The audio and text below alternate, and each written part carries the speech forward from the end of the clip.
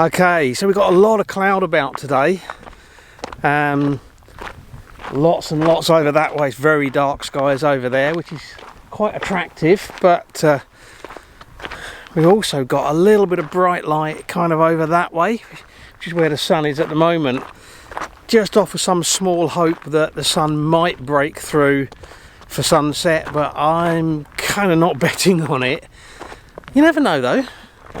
It is just over 1.5 hours, about 1 hour 35 minutes until sunset. So we'll have a wander round and see what kind of compositions I can come up with to make use of this cloudy sky. I'm by the reservoir and it's a bit breezy, so I'm thinking maybe long exposures might be the way to go. Let's have a look. I hope you enjoyed the video. If you do and you're new here, don't forget to hit subscribe before you go.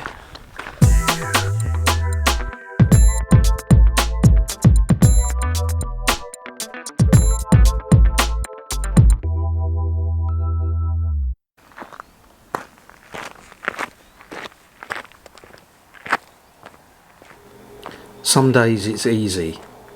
Compositions abound and everything just seems to work out well.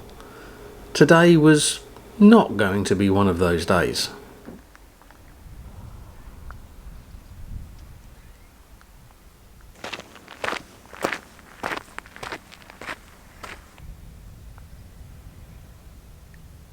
Okay, I spotted a scene back there that I thought might look quite nice.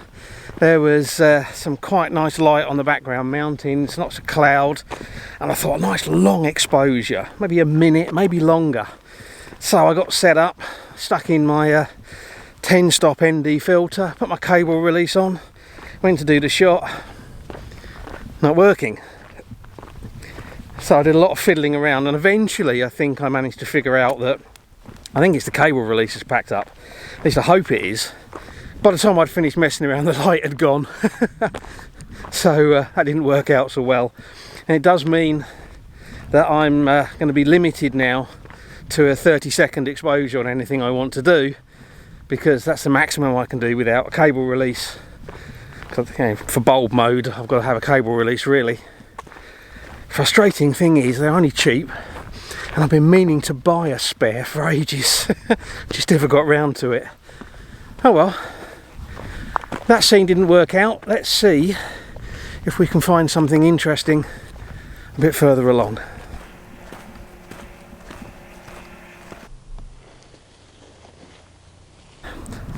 Okay, I'm out on the main part of the reservoir now, looking down. The dam is right down the end there, and the sort of the big tanks.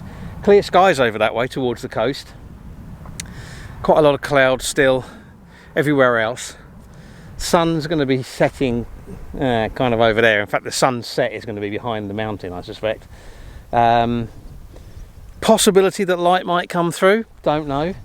The problem with this bit here is, and it's the bane of my life, is power pylons and power lines. They're sort of indiscriminately scattered around all over the place here. Now if they're sort of a long way off in the distance and small in the scene, you can either ignore them or clone them out. But if they're sort of a great big thing in the scene like this. It's funny how something like a little technical fault and missing out on an image that probably wasn't that great to start with can really throw you off your game. Despite using all of my usual tricks to find compositions, I was struggling. But I'm persistent, or maybe just stubborn, and I hate to be beaten by a location, so I carried on. I don't know, I'm still looking around. We still might get some colours at sunset, which is in about another 50 minutes, but I don't know where. I'm still, fly crawling on the camera, I'm still looking at the sky over that way, which is the most dramatic.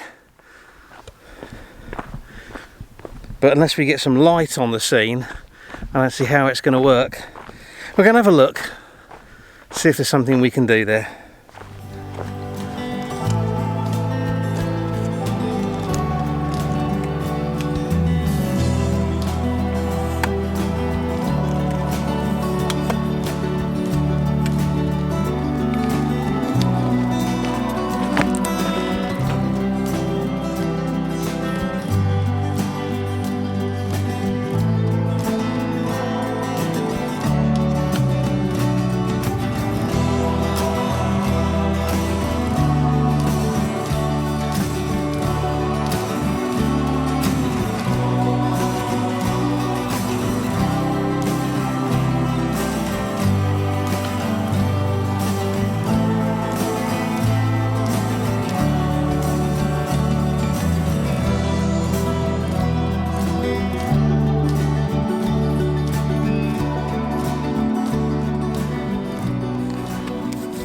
Okay, I have found myself a composition that I actually think works.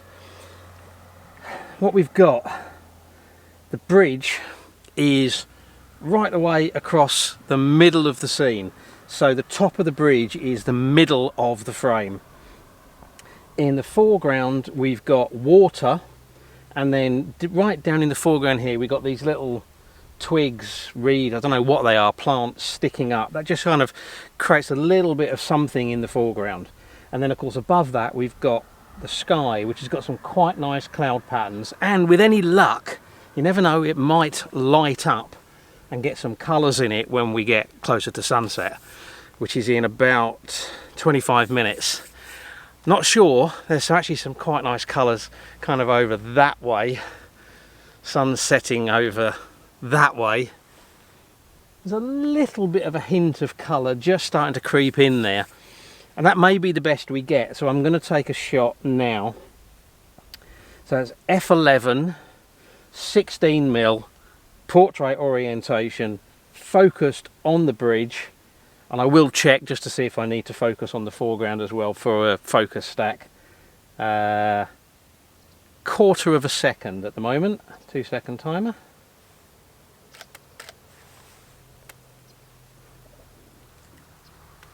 Yeah, I mean, it looks quite nice. It's fairly simple. And the good thing is I'm managing to avoid having any power lines or any other distractions creeping in. Apart from the van now driving across. I don't need to focus stack, that's fine. I think what we'll do now is just settle in and wait and see what happens with the light in the next half an hour.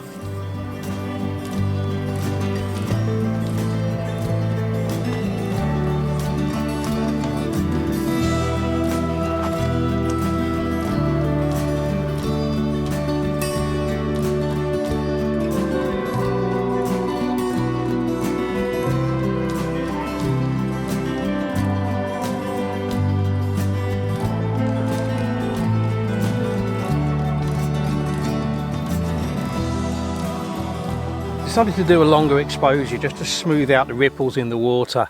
So 6-stop ND filter.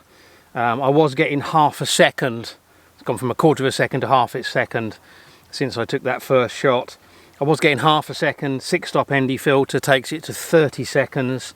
And that should be enough to smooth it out. Of course, the downside to that is it might mean that these plants in the foreground have a little bit of blur in them because they're moving very slightly.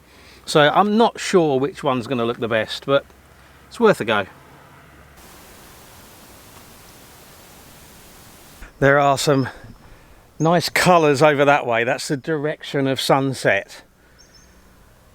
And they're just starting to creep around that way. So I'm hoping that they're going to carry on all the way around and we're going to get some colour up there in the next 20 minutes or so, maybe.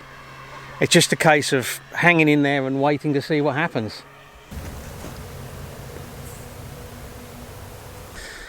Okay, so it's just occurred to me there is a function on the camera that I've never used, which is, instead of using bulb, you use time.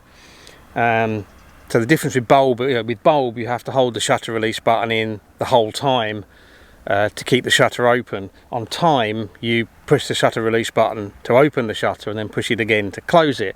Still means touching the camera, which still introduces the risk of camera shake, but it does mean I can potentially shoot a longer exposure, like a minute or maybe even 2 minutes. And then what I might do then is quickly take the filter off and shoot a shorter exposure, which should at least mean that everything that needs to be sharp will be sharp, because it doesn't matter if the clouds and the water are blurry, because they're going to be blurry anyway. But it just means I've got the option to blend it in if me touching the shutter release button does cause any camera shake.